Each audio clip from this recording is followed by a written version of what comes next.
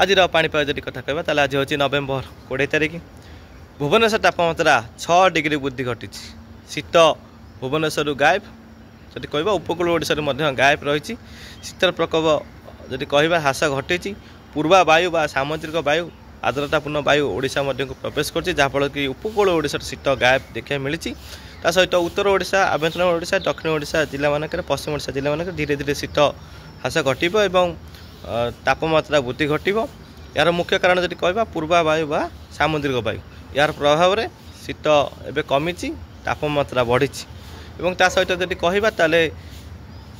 एवं देखिपे ये हूँ आंडमान सागर बा दक्षिण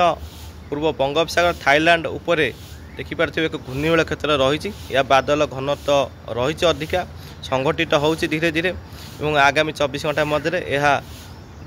आंडमान सागर को प्रवेश कर घूर्णिबल क्षेत्रटी जहाँ जमापड़ी जो बादल घनत्व जहाँ जमापड़ी यह अधिक शक्तिशाली हम बात्या रूप नब किंतु अधिक शक्तिशाली हो आम्फान भाया परिस्थिति सृष्टि करें आम्फान जमी सुपर साइक्लोन होता से भली परिस्थिति उपजी पारे जहाँ बादल घनत्व जमापड़ी ये संगठित हो द्रुत गति तो हुए तो एक बड़ बात्या बा सुपर साइक्लोन आड़ को जापे जहाँ आकलन जना पड़े प्राथमिक आकलन देखा जदि भी किसी